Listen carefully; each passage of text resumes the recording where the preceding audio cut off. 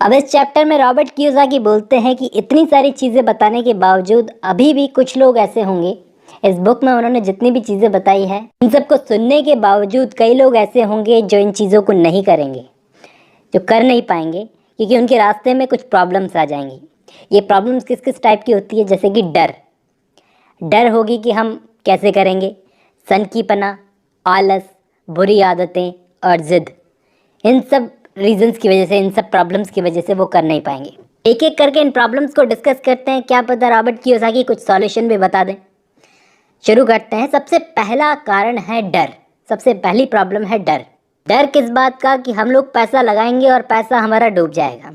तो इस मामले में रॉबर्ट कियोसाकी बोलते हैं कि आज तक मैं एक ऐसे इंसान से नहीं मिला जिसको पैसा खोना अच्छा लगता हो।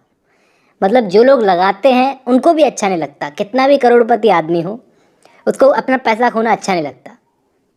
लेकिन इसी के साथ आज तक एक भी ऐसे अमीर आदमी से मैं नहीं मिला जिसको पैसे का नुकसान ना हुआ हो। लेकिन ऐसे बहुत सारे गरीब लोगों से ज़रूर मिला हूँ जिन्होंने आज तक अपनी ज़िंदगी में एक पैसा तक नहीं खोया। इन्वेस्ट करने में डर तो है, अमीर आदमी को भी होता है, लेकिन वो क्या करते हैं, उनकी समझदारी इस बात में है कि पैसा खोने के बाद वो खुद को संभाल लेते हैं, और ये संभालना सबके बस की बात नहीं होती। पैसा खो जाना इतनी बड़ी बात नहीं है, खुद को संभालना बहुत बड़ी बात है जो सबसे नहीं हो पाता। मेरे दोस्त की एक वाइफ है, रॉबर्ट कियोसाकी बताते हैं, मेरे दोस्त की एक वाइफ है, एक नर्स है। वो जब भी अपने सामने खून देखती है उसकी ऐसी आदत है कि जल्दी से वो काम में लग जाती है उसको ठीक करने के लिए। लेकिन अगर मैं उसके सामने इन्वेस्टमेंट की बात करूँगा ना तो वो भाग जाएगी। अब बताओ, मेरा थोड़ा उल्टा सिस्टम है। मैं इन्वेस्टमेंट से नहीं डरता, मैं खून देखता हूँ तो मैं भागता नहीं हूँ, मैं वहीं बेहोश हो जाता हूँ। ऐसी बुरी हालत होती है खून देख कर मेरी। मतलब हर किसी का किसी ना किसी चीज़ को लेकर फोबिया है। फोबिया मतलब एक किसी चीज़ से डर, बहुत ज़्यादा डर। किसी को सांप देखने से डर लगता है, किसी को खून देखने से डर लगता है, किसी को इन्वेस्टमेंट से डर लगता है।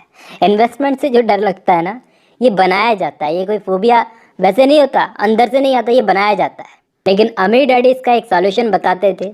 अब तक अमीर डैडी के लिए बहुत रिस्पेक्ट आ गई होगी मन में। अमीर डैडी एक बहुत ही अच्छा सॉल्यूशन बताते थे कि डर का एक इलाज है, इस फोबिया का एक इलाज है, उसको फेस करो। अब ये बात थोड़ी बचकानी सी लगती है कि भाई डर लगता है तो कैसे फेस करें, अगर फेस ही कर सकते तो फिर डरते क्यों। लेकिन फेस करना ही सबसे अच्छा सॉल्यूशन है। कम उम्र में फेस करने की आदत डालो, क्योंकि टाइम के साथ ये बड़ा होता जाता है। 20 साल की उम्र में बचत करके इन्वेस्टमेंट करने वाला आदमी और 30 साल की उम्र में बचत करके इन्वेस्टमेंट करने वाला आदमी, दोनों में ज़मीन आसमान का फ़र्क होता है, बहुत फ़र्क होता है। अमीर डैडी बोलते थे। इस मामले में अमीर डैडी टेक्सास के लोगों का उदाहरण देते थे। वो टेक्सास के लोगों को बहुत पसंद करते थे एक्चुअली। पता है उसका रीज़न क्या था? ये टेक्सास के लोग जो थे, ये जब जीतते थे, किसी चीज़ में जीतते थे तो एक बड़े लेवल पर सेलिब्रेट करते थे, और जब हारते थे तो भी बड़े लेवल पर सेलिब्रेट करते थे। कि इनकी जीत अगर बड़ी हो तो हार भी बहुत बड़ी होनी चाहिए, कि हार हो तो ऐसी हो। तो वहाँ पे जब लोग हारते थे तो बड़े लेवल पर डंके बजा बजा के सेलिब्रेट करते थे कि मैं हारा नहीं, मैं सीखा हूँ। तो हार हो तो ऐसी हो, बड़े लेवल की हो। टेक्सास के लोग बड़े पसंद थे अमीर डैडी को। लेकिन यहाँ के लोगों के लिए वो बोलते थे कि कभी कॉकरोच देखा है? कॉकरोच, उसके ऊपर लाइट डालोगे तो वो इधर उधर भागने लगेगा घबरा के। ऐसे ही है यहाँ के लोग, जब उनको लाइट दिखाई जाती है, लाइट में ले जाया जाता है तो वो डर के इधर उधर भागते हैं। और ये लोग अपना जोश और एनर्जी कहाँ दिखाते हैं? जब ये लोग कोई सामान लेने जाते हैं, वहाँ पर सामान में इनकी चवन्नी कम हो गई तो वहाँ पर चिल्लाकर अपना जोश दिखाते हैं। जबकि टेक्सास के लोग बड़े लेवल पर जब दिवालियाँ होते हैं तो बहुत तारीफ़ की जाती है उन लोगों की। जबकि यहाँ पर लोगों को सेफ खेलना है, एकदम सेफ। यहाँ के लोगों को बस एक छोटी सी बात समझ में नहीं आती कि जीत हमेशा हार के बाद आती है। मैं आज तक एक ऐसे गोल्फ खेलने वाले से नहीं मिला जिसने कभी अपनी ज़िंदगी में एक बॉल ना खोई हो। आज तक किसी एक लवर से नहीं मिला जिसका दिल ना टूटा हो। और आज तक ऐसे अमीर आदमी से मैं नहीं मिला जिसने अपनी ज़िंदगी में पैसा नहीं खोया हो। खेलते हैं तो कभी जीत मिलती है तो कभी हार भी मिलती है, तो हार को एक्सेप्ट करो, उससे सीखो। सेफ खेलकर चांसेस कम हो जाते हैं कुछ बनने के लिए। अब ऐसे में यही बात हो गई कि हर इंसान स्वर्ग जरूर जाना चाहता है, लेकिन मरना कोई नहीं चाहता। हारने से इंसान ज़्यादा मजबूत होता है, ज़्यादा स्मार्ट बनता है। टेक्सास के लोग अपनी हार को चिल्ला चिल्ला कर शान से बताते हैं। वो दिखाना चाहते हैं कि हम कुछ नया सीखे हैं, कुछ बड़ा सीखे हैं। जीतने वालों का सबसे बड़ा सीक्रेट है कि वो हार से कभी डरते नहीं हैं। हार को एक लेसन की तरह लेते हैं सीखने के लिए, यही सीक्रेट है। ये थी पहली प्रॉब्लम, डर। डर के लिए वो जितना बता सकते थे उन्होंने बता दिया। अब वो बताते हैं सनकीपना। ये सनकीपना क्या होता है? हर इंसान में कहीं ना कहीं थोड़ा बहुत सनकीपना होता है। ज़्यादा सोचने का पागलपन। ज़्यादा सोचता है कि नहीं, मेरे साथ ही अच्छा हो, ऐसा क्यों होगा, दूसरे लोग क्यों नहीं इन्वेस्ट कर रहे, मैं ही क्यों करूं, ज़रूरी है क्या मैं जो चाहता हूं वही हो। अब ये सनकीपने को कई जगहों पर रिलेटिव्स भी बढ़ावा देते हैं। रिलेटिव्स की सलाह चाहे मांगे चाहे नहीं मांगे, ये लोग डर बैठा देते हैं मन में। इन लोगों की वजह से मौके हमारे पास से आकर निकल जाते हैं, लेकिन हम उन्हें ले नहीं पाते। ये लोग बेमतलब का शोर मचाने वाले लोग हैं। ये तो वही बात हो गई, जब जब दुनिया में एक जगह पर हमला होता है तो कहीं ना कहीं दुनिया में चारों तरफ हथियारों की खरीद बढ़ जाती है। हर इंसान अपने आप को सेव करने के लिए हथियार खरीदना शुरू कर देता है। अब ये बेकार की चीज़ खरीदने से तो अच्छा है पैसा अच्छी जगह लगा दे। लोग इन बेकार की चीज़ों में पैसा लगा देते हैं, लेकिन इन्वेस्टमेंट में नहीं, क्योंकि हल्ला बहुत होता है। वो रिलेटिव सलाह देते हैं जिन्होंने ज़िंदगी में खुद कुछ नहीं किया होता। मुझे याद है 1992 में मेरा एक दोस्त मुझसे मिलने आया था।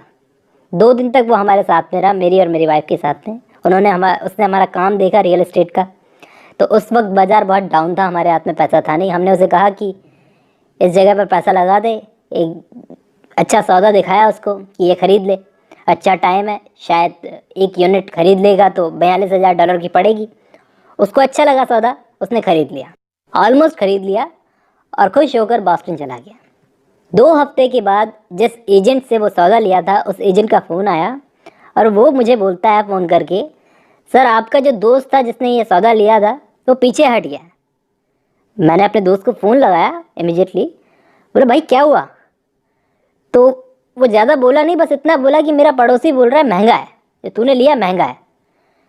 मैंने बोला क्या तेरा पड़ोसी इन्वेस्टर है? तो बोला नहीं। तो उसकी बात क्यों सुन रहा है? मैं इतने टाइम से ये काम कर रहा हूँ, तेरे को बेनिफिट मिलेगा, पक्का मिलेगा। तो वो बोला लेकिन भाई उसको भी बहुत नॉलेज है, वो भी इन चीज़ों में देखता रहता है, ध्यान लगाता रहता है। ऐसा बोलकर उसने वो सौदा छोड़ दिया। रिचर्ड नाम था मेरे दोस्त का, उसका। रिचर्ड ने सौदा छोड़ दिया। अब कुछ सालों के बाद में, 2-3 साल के बाद में, 1992 की बात है ये, 1995 में जब बाजार पलटा, मार्केट पलटा, उसी घर की कीमत बढ़कर $95,000 हो गई। रिचर्ड को क्या करना था? बस इसे लेकर रखना था नाम के लिए अपने पास में, और आज वो शायद $95,000 कमा लेता। लेकिन आज तक वो अपनी लाइफ में कुछ नहीं कर सका है। मौके ऐसे ही उसके सामने आए, आज भी मौके मौजूद हैं, लेकिन वो लेता ही नहीं। क्यों नहीं लेता? क्योंकि ये चीज़ें उनको खतरनाक लगती है। ये सब उनके आसपास के लोग दिमाग में डालते हैं, तभी उनके दिमाग में ये सनकीपना आता है। मैं तो बस इतना बोलता हूँ कि चीज़ अच्छी है या नहीं, अपने दिमाग से सोचने की कोशिश तो करो। उनकी क्यों सुनते हो? भगवान ने तुमको आंखें नहीं दी है क्या? इस मामले में तो एक एग्जाम्पल बहुत अच्छा है, वो शायद आपको अभी नाम याद आ जाएगा उनका। एक कर्नल साहब थे, 66 की एज में कर्नल साहब का पूरा व्यापार खत्म हो गया और अभी वो सोशल सिक्योरिटी के चेक पर चल रहे थे अपने। और अभी वो क्या कर रहे थे? अपने फ्राइड चिकन की रेसिपी बेच रहे थे पूरे देश के अंदर, यहाँ वहाँ जाकर। हर जगह उनको रिजेक्ट होना पड़ता था। 1009 बार वो अपनी रेसिपी लेकर गए, लोगों का दरवाज़ा खटखटाया, लेकिन सब जगह मना कर दिया। और 1010वीं बार जब उनके किसी के मुंह से हाँ निकला उनके लिए, तो एक ब्रांड दुनिया को मिला, जिस ब्रांड का नाम था KFC। और इसके बाद कर्नल साहब करोड़पति बन गए। तो ये एक रीज़न है, सनकीपना, ठीक है।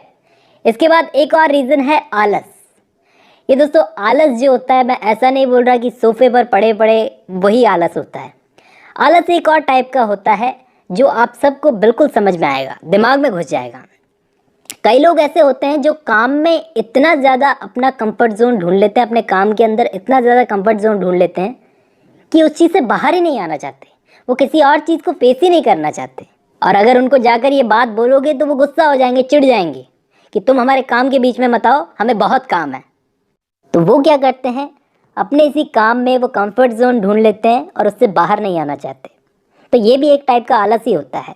अपने काम में या तो बिजी रहेंगे, अगर नहीं रहेंगे तो किसी और काम में बिजी रहेंगे, अपने बच्चे को घुमाने में बिजी रहेंगे, लेकिन वो किसी और चीज़ को फेस नहीं करना चाहते जो शायद उनकी लाइफ के लिए बहुत ज़रूरी हो। यहाँ पे आलस का मतलब अपने काम के कंफर्ट जोन से बाहर नहीं आना। अब इस चीज़ का सॉल्यूशन यहाँ पर रॉबर्ट कियोसाकी एक चीज़ बताते हैं जो शायद सुनने में थोड़ी अजीब लगेगी, इस बारे में आप खुद सोचना। वो कहते हैं कि लालच बुरी बला है, लेकिन थोड़ा बहुत लालच सही है। इस मामले में हमारे माँ बाप ही हमको सिखाते हैं कि लालच बहुत बुरी बला है, लेकिन वो ही हमें बोलते हैं कि बेटा अच्छे नंबर ला तो ये दिलाऊंगा, अच्छे नंबर ला ये दिलाऊंगी, या फिर बेटा पैसा पेड़ पर लगता है क्या। ऐसी चीज़ें हमको दिखाती है कि थोड़ा सा लालच तो सब में होता है। थोड़ा सा लालच आगे बढ़ने के लिए बहुत ज़रूरी होता है। मेरा एक पड़ोसी है जो ऑलमोस्ट दिवालिया है, कुछ भी नहीं है उसके पास में, बस वो दिखाने के लिए है। अपनी कार जो है वो गैरेज में पार्क नहीं करता, क्योंकि उसके गैरेज में उसके बिगड़े हुए नालायक बच्चों के खिलौने पड़े हुए हैं। उनके मामले में थोड़ा ज़्यादा इमोशनल है। वो बोलता है मुझे कुछ भी हो जाए, लेकिन इनको कोई कमी नहीं होनी चाहिए। बच्चों के बोलने से पहले ही खिलौने उनके सामने आ जाते हैं, जो वो चाहते हैं, जो मुंह से निकालते हैं। और बोलता था ये सब मैं अपने बच्चों के लिए कर रहा हूँ। तो वो क्या करता था, अपने बच्चों को एक टाइप से आलसी बनाता था। मेरे अम्मी डैडी क्या करते थे, मुझे और माइक को, खास करके माइक को, माइक उनका बेटा था, तो वो खुद से कुछ नहीं देते थे। वो बोलते थे बेटा खुद सोच कि कैसे खरीदेगा, खुद सोच ये चीज़ कैसे खरीदेगा, क्योंकि वो जानते थे कि इंसान की आत्मा उससे कुछ भी करवा सकती है, उसे कुछ भी दिला सकती है, बस एक अंदर पाने की इच्छा होनी चाहिए। शायद यही वजह थी कि हम लोगों ने अपने कॉलेजेस की फ़ीस खुद से ही भरी थी। थोड़ा लालच ज़रूरी है, सब में ज़रूरी है, ज़रूरी है। सोचो नए नए इन्वेंशन थोड़े से लालच की वजह से ही होते हैं। ये आलस को कम करने का सबसे अच्छा तरीका है थोड़ा सा लालच। खुद से पूछो कि इस काम को करने से मुझे क्या मिल सकता है, और अगर कुछ मिलेगा तो मैं इसको क्यों ना करूं। लेकिन रॉबर्ट कियोसाकी यहाँ पर बोलते हैं कि लालच ज़्यादा भी नहीं होना चाहिए, थोड़ा सा ज़रूरी है लेकिन ज़्यादा नहीं होना चाहिए। तो ये आलस भी एक प्रॉब्लम थी, ठीक है। इसके अलावा एक और प्रॉब्लम है, हमारी आदतें। मेरे एक दोस्त ने एक मूवी देखी थी, उस मूवी को देखने के बाद वो बोला उस हीरो की बॉडी बहुत अच्छी थी। मैंने सुना है वो भी कभी मेरी तरह दुबला पतला था, अब वो जिम जाता है। उसने एक जिम की अच्छी आदत पकड़ ली, तभी ऐसा है। अब ऐसे में क्या हुआ, हमारे साथ में एक और बंदा खड़ा था, बोला नहीं नहीं उसकी तो बॉडी ऐसी है जो अच्छे से डेवलप हो जाती है, अपने आप ही हो जाती है, चल छोड़ना किसकी बात कर रहा है, चल बियर पीते हैं। तो ये एक बहुत अच्छा एग्जाम्पल है उन लोगों का कि वो आदत से कितने मजबूर हैं। उनकी आदत उनके व्यवहार को कंट्रोल कर रही है। एंड में जब उनको बियर ही पीनी है तो जिम की बात क्यों कर रहे हैं, बनाने की बात क्यों कर रहे हैं, हीरो की तारीफ क्यों कर रहे हैं कि उसकी जैसी बॉडी हो जाए।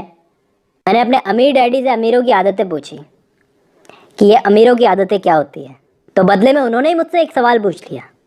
बोले तुम्हारे फादर बिल्स चुकाते हैं? बोला हाँ चुकाते हैं। तो बताओ कितनी तारीख को चुकाते हैं? तो मैंने कहा 1 तारीख को चुकाते हैं, हर महीने की पहली तारीख को टाइम पे चुका देते हैं।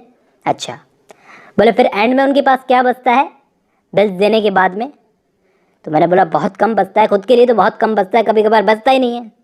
तो बोले यही रीज़न है, वो सबसे पहले सबको पैसे दे देते हैं और सबसे एंड में खुद को पैसे देते हैं। ये उनकी आदत है। क्या आदत है कि बिल चुका दो, एंड में जा कर के जो बचे वो खुद का, नहीं बचे तो क्या जाता है, अपने आप पे ही खर्च करना है, खुद को थोड़ा समझा लेंगे, मना लेंगे। मैंने अमीर डैडी से सवाल पूछा तो आप कहना क्या चाहते हैं, क्या वो बिल्स नहीं चुकाएंगे? नहीं बेटा मैंने ऐसा तो नहीं कहा, सरकार को